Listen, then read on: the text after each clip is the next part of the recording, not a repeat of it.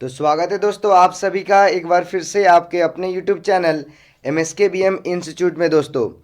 तो आज मैं आप लोग के लिए लाया हूँ वेक्टर अलजेब्रा जो कि क्लास 12th CBSE जैक और जेई मेन के लिए इम्पॉर्टेंट होगा।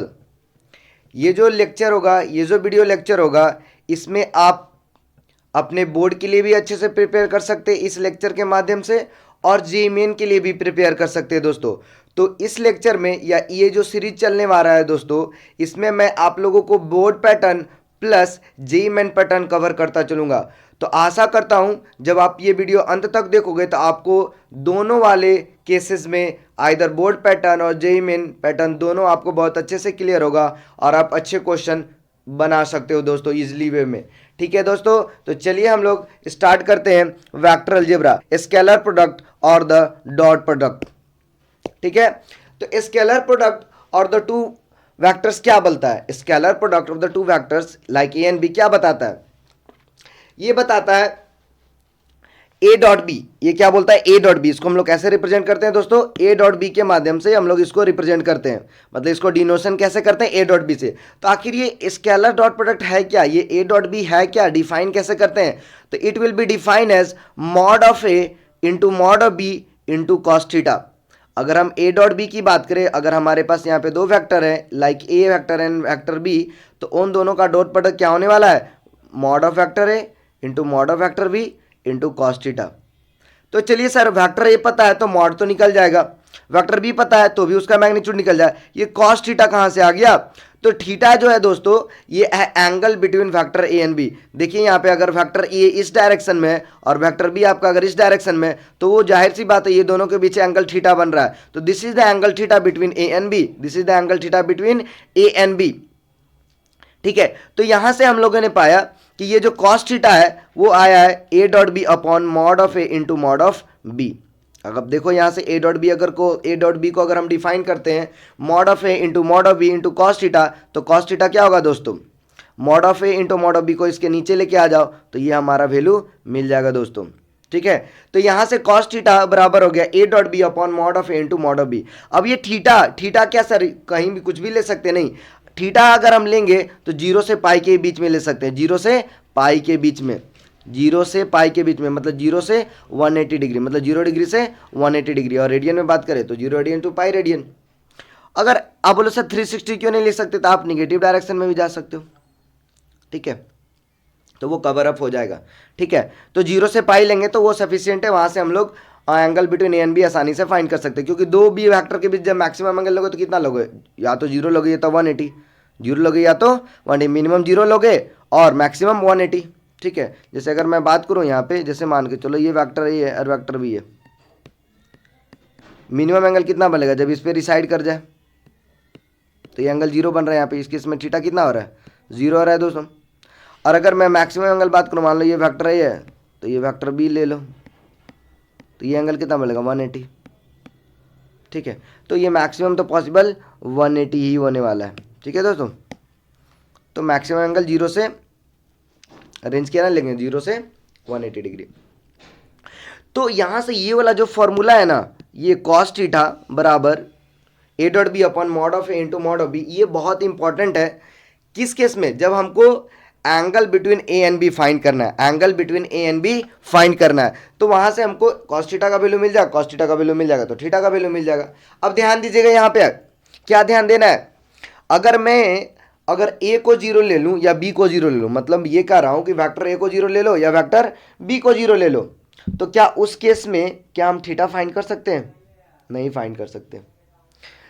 उस केस में थीटा इसलिए नहीं फाइंड कर सकते हैं क्योंकि अगर वेक्टर ए जीरो हो जाएगा तो आप देख सकते हो डिनोमिनेटर जीरो हो जाएगा, और जब डिनोमिनेटर जीरो हो जाएगा तो 1/0 देखो फिर इन्फिनिटी, तब उस केस में हम लोग नहीं फाइंड कर सकते। उस केस में हमारा theta is not defined. Theta क्या होगा? नॉट डिफाइन हो जाएगा दोस्तों। थीटा क्या हो जाएगा? Not define. तो फिर क्या होगा? तो फिर यही सिर्फ खाली वहां से ये बोल सकते हैं, सिर्फ और सिर्फ ये हम वहां से कंक्लूड कर सकते हैं कि ए डॉट बी क्या होगा? जीरो होगा। अगर मेरा आइदर ए जीरो होता है या फिर बी जीरो होता है तो उस केस में थीटा नॉट डिफाइन होगा, थीटा नॉट डिफाइन। तो डिफाइन क्या होगा? सिर्फ A dot B equal to zero. ठीक है, आप देखो ए को जीरो कर दो तो यहाँ पे क्या आने वाला है? ए डॉट बी जीरो हो जाएगा। ए डॉट बी 0 हो जाएगा। ठीक है, देखिए कंडीशन में ये ले रहा हूं कि अगर मैं बोलूं कि ए डॉट बी, अगर मैं बोलूं कि ए डॉट बी 0 है, इफ ए डॉट बी 0 आ जाता है, ए डॉट बी क्या आ जाता है, 0 आ जाता है, तो कॉस थीटा भी तो क्या होगा, 0 हो जाएगा। कॉस थीटा क्या होगा, 0। ऑब्वियस सी बात है, कॉस थीटा बराबर A dot B upon mod of A mod of B है, तो ए डॉट बी 0 है तो कॉस थीटा 0। अब कॉस थीटा 0 हो गया तो थीटा क्या होगा, कौन से एंगल पे कॉस थीटा 0 होता है, 90 डिग्री पे। 0 से 80 के बीच में कहां पे 0 होगा, 90 डिग्री पे। तो थीटा हमारा यहां पे क्या हो गया, 90 डिग्री। थीटा क्या हो गया, 90 डिग्री हो गया। तो थीटा क्या हो गया यहाँ पे 90। तो क्या मैं बोल सकता हूं कि ए जो है बी के साथ 90 डिग्री एंगल बना रहा होगा। जब ए बी के साथ 90 डिग्री एंगल बना रहा है तो vector A is perpendicular to vector B.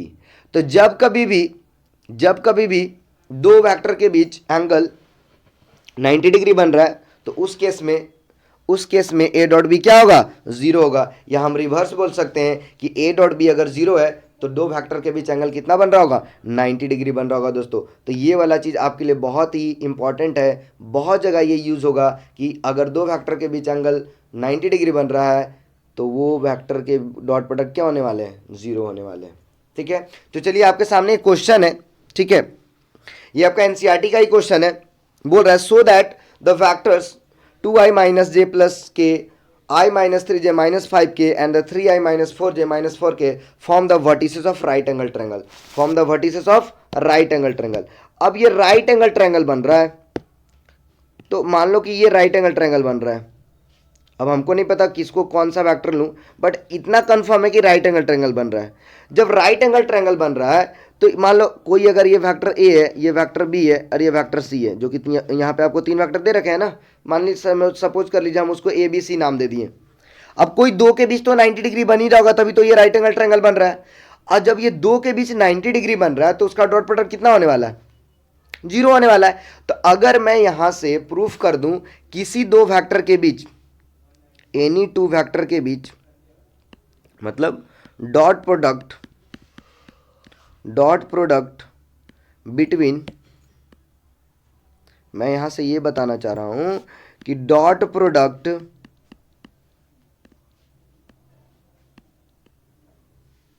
Between any two vector जो गिवन है 3 में से एनी टू वेक्टर क्या हो जाए, 0 हो जाए, तो उस केस में वो दोनों फैक्टर कितना एंगल बना रहा होगा, 90 डिग्री बना रहा होगा। अब जब दोनों के बीच 90 डिग्री बन गया तो ऑब्वियस है वो ट्रायंगल कैसा हो गया, राइट एंगल ट्रायंगल हो गया। तो यहाँ पे देख लीजिए कोई भी दो को मैं सिलेक्ट कर लेता हूँ। मान लो ये फर्स्ट 2 को सिलेक्ट करता हूँ तो इसका डॉट प्रोडक्ट निकालने वाला हूँ। तो अगर इसका डॉट प्रोडक्ट निकालने वाला हूँ, देख लेता हूँ कौन सा 0 हो रहा है। तो सपोज करिए मान लो ये मैं कर दिया,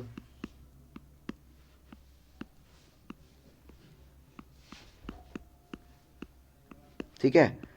अब देखिए कोई भी दो 90 फॉर्म होना चाहिए, तो मतलब 0 होना चाहिए डॉट प्रोडक्ट। तो यहां से आप कैसे निकालोगे, आपको पता है कि आई डॉट आई कितना होता है, 1 होता है। जे जो डॉट क्या होता है, 1 होता है। के डॉट के क्या होता है, 1 होता है। और आई डॉट जे करोगे तो 0 होगा, क्योंकि दोनों के बीच 90 डिग्री बनता है। और अभी बताया 90 डिग्री बना तो ए डॉट भी 0 होता है। तो यहाँ पे हम सिंपली जो आई वाला है उसी को गुना करने वाला हूँ, जे उसी को गुना करने वाला हूँ, के उसी को गुना करने वाला हूँ। तो यहाँ से कितना 2, यहाँ पे कितना -1 -3 कितना होगा +3, ठीक है। और 1 इंटू -5 क्या हो गया, -5। दिख रहे हो ना। तो 2 इंटू 1 आप यहाँ से देख सकते हो। अगर मैं आप नहीं समझ पा रहे हो तो मैं यहाँ पे आसानी से उन दोस्तों उनके लिए कर दे रहा हूँ जो नहीं समझ पा रहे कैसे मैं लिखा, ठीक है। 2 इंटू 1, ठीक है, प्लस -1 इंटू -3, ठीक है, प्लस 1 इंटू -5। तो यहाँ से आप देख लो 2 + 3 -5, तो ये कितने हो गए, 0 हो गए। तो यहाँ पे दिख रहा होगा अगर मैं ये वाले वेक्टर को वेक्टर ए नाम दे दूं और ये वाला वेक्टर को वेक्टर बी नाम दे दूं और इसको मैं वेक्टर सी नाम दे दूं, तो आपको दिख रहा होगा कि ए डॉट बी क्या हो गया, 0 हो गया। तो ए और बी के बीच कितना एंगल बन रहा होगा, ऑब्वियस सी बात है 90 डिग्री एंगल बन रहा होगा। तो ए डॉट बी यहाँ 0 हो गया, तो ऑब्वियस सी बात है कि क्या हो गया, ये वाला चीज़ राइट एंगल ट्रायंगल हो गया। अब इसके आगे हम कुछ करेंगे भी नहीं, क्योंकि जब ये 90 बन गया तो ऑब्वियस सी बात है ये वाला चीज़ क्या होने वाला है, हाइपोटेनियस होने वाला है। ये वाला चीज़ क्या होने वाला है, हाइपोटेनियस वाला। तो यहीं से मैं बोल दूंगा कि सिंस ये दो वेक्टर के बीच एंगल क्या मतलब डॉट प्रोडक्ट जीरो हो गया, तो मैं ये बोल दूंगा कि ये दोनों वेक्टर कितना आपस में क्या है, परपेंडिकुलर, आपस में क्या है, परपेंडिकुलर वेक्टर्स है। तो हाइपोटेनियस हो गया, ये वाला क्या हो जाएगा, सी हाइपोटेनियस होगा। अब इस क्वेश्चन को दूसरे तरीका से भी किया जा सकता है, वो थोड़ा लेंदी हो जाएगा। कैसे लेंदी हो जाएगा, देखिए ये वाला जो साइड है, जो फर्स्ट वेक्टर है उसका आप मैग्नीट्यूड निकाल लो, ठीक है। ये वाला जो सेकंड वेक्टर है उसका आप मैग्नीट्यूड निकाल लो, और ये वाला वेक्टर उसका मैग्नीट्यूड निकाल दो। अगर ये राइट एंगल ट्रायंगल है तो ये पाइथागोरस थ्योरम को वो सपोर्ट करेगा। अगर ये राइट एंगल ट्रायंगल है तो पाइथागोरस थ्योरम को वो फॉलो करेगा। तो अगर मैं फैक्टर ए का मैग्नीट्यूड निकालूं तो यहां से कितना होने वाला है, देखिए 4 + 1 + 1, तो ये कितना होने वाला है, √6।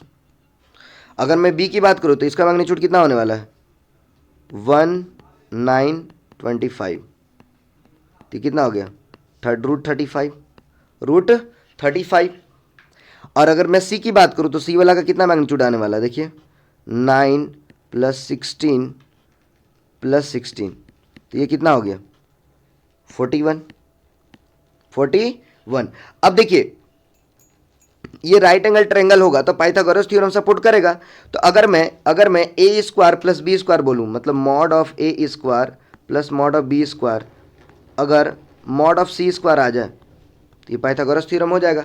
तो देख लीजिए mod ऑफ a² कितना होना, 6, mod ऑफ b² कितना होना, 35, और देखो mod ऑफ c² कितना होना, 41। तो ये प्रूफ हो गया कि नहीं।